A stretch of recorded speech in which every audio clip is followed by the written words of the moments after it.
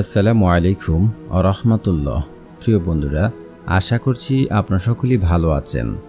সর্বনিম্ন কত টাকা থাকলে কুরবানি দিতে হবে আজকে জানতে পারবেন এই ভিডিও থেকে। তো ভিডিওটি শুরু করার আগে আপনাদের কাছে একটি অনুরোধ, আমি একটু খেয়াল করে দেখছি আপনারা অনেকেই আমাদের ভিডিও দেখছেন না। যাদের কাছে ভিডিওটি নোটিফিকেশন যাচ্ছে না, আপনারা অবশ্যই সাবস্ক্রাইবারের পাশে যে বেল আইকনটি রয়েছে ওটাকে বাজিয়ে দিন বা অল করে দিন, তাহলে আপনারা নিত্য নতুন ভিডিও পেয়ে যাবেন। আর আমাদের ভিডিও কেমন লাগে অবশ্যই আমাদেরকে কমেন্টস করে জানাবেন। তো চলুন শুরু করি আজকের ভিডিও। আল্লাহ তাআলার নৈকট্য অর্জনের অন্যতম মাধ্যম হলো কুরবানি। এটি একটি আর্থিক ইবাদত। একঘনিষ্ঠ নিয়তে নির্ধারিত পরিমাণ সম্পদ বা টাকার মালিকের জন্য কুরবানি করা আবশ্যক। কিন্তু কী পরিমাণ সম্পদ বা টাকা থাকলে কুরবানি করা আবশ্যক? কুরবানি বছরে একবার দিতে হয়। এ কারণেই অনেকেই জানে না যে কারণে বা কী পরিমাণ সম্পদ থাকলে বা টাকা থাকলে কুরবানি করা আবশ্যক। এটা না জানার কারণে অনেকের উপর কুরবানি আবশ্যক হওয়া সত্ত্বেও কুরবানির মতো গুরুত্বপূর্ণ ইবাদত থেকে বিরত থাকে। কী পরিমাণ সম্পদ বা টাকা থাকলে কুরবানি আবশ্যক এ সম্পর্কে ইসলামিক স্কলারদের থেকেও রয়েছে সুস্পষ্ট দিক নির্দেশনা। পরিবারের খরচ মেটানোর পর যদি জিলহজ মাসের 10 ও 11 ও 12 তারিখে নির্ধারিত পরিমাণ সোনা বা রূপা থেকে কিংবা নির্ধারিত পরিমাণ সোনা বা রূপা বাজার দর অনুযায়ী 50,000 থেকে 4 লক্ষ টাকা ওই ব্যক্তির জন্য কুরবানি করা আবশ্যক। হিজরি বছরের জিলহজ মাসের 10, 11 অর্থাৎ 12 তারিখ কুরবানি পশু জবাই করা হয়। কুরবানি দেওয়ার জন্য শর্ত হলো এই দিনগুলোতে পরিবারের জীবিকা নির্বাহের খরচ ছাড়া অতিরিক্ত নিসাব নির্ধারিত পরিমাণ সম্পদ বা টাকার মালিক হলেই তার উপর কুরবানি আবশ্যক। সম্পদ বা টাকার নিসাব। সম্পদের নিসাব হলো 7.5 তোলা সোনা বা এর সমমূল্য কিংবা 52.5 তোলা রূপা কিংবা তার সমমূল্য সম্পদ টাকা।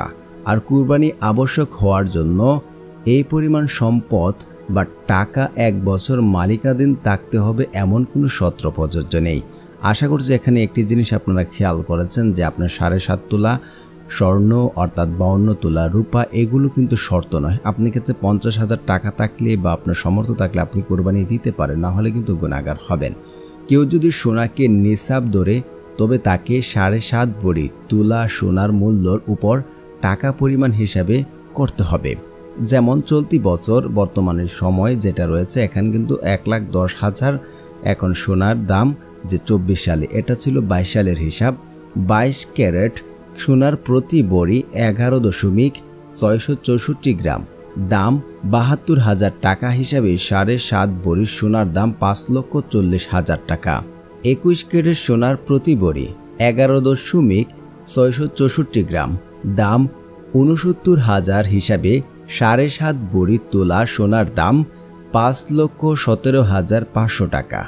18 ক্যারেট সোনার প্রতি ভরি 11.664 গ্রাম, দাম 60,000 হিসাবে 7.5 ভরি সোনার দাম 4,50,000 টাকা। সনাতন পদ্ধতিতে ভরির সোনার দাম 49,500 টাকা হিসাবে 7.5 ভরি সোনার দাম 3,71,000 অর্থাৎ 250 টাকা সোনার দাম ওঠানামা করতে পারে। সেক্ষেত্রে বাজার দর হিসাব করে নিসাব পরিমাণ নির্ধারিত করতে হবে। এটা ছিল 2024 সালের নয় 2022 সালের। আর 2022 সালের থেকে এখন 2024 সাল যেহেতু রয়েছে সময়, আমরা এ সময় সোনার দাম 1,10,000 টাকার মতন রয়েছে। সুতরাং যারা সোনা হিসাবে কুরবানি করবেন তাদের জন্য 4 লক্ষ টাকা বা সম্পদ জিলহজ মাসের 10, 12 এবং 3 দিন তাদের মালিকানা থাকলে তার জন্য কুরবানি দেওয়া আবশ্যক। যেহেতু 24 সাল এখন সোনার দাম 1,10,000 টাকা। আশা করছি বুঝতে পেরেছেন। আপনার যদি 50,000 টাকা থাকে আপনি কিন্তু কুরবানি দিতে পারবেন আপনার ফ্যামিলি বা পরিবারের খরচ বাদে। আর যদি আপনার এর চেয়ে বেশি থাকে অবশ্যই আপনাকে না দিলে গুনাহগার হতে হবে। 50,000 টাকা থাকলে না থাকলে আপনার যে সমর্থন থাকে যে আপনি কুরবানি দিবেন ইবাদতে যুক্ত হবেন তাহলে কিন্তু করতে পারেন, এখানে কোনো বাধ্যবাধকতা নেই। আশা করছি আপনারা বুঝতে পেরেছেন। আর যারা নতুন ভিডিও দেখছেন অবশ্যই আমাদের চ্যানেলটি সাবস্ক্রাইব করবেন। ধন্যবাদ।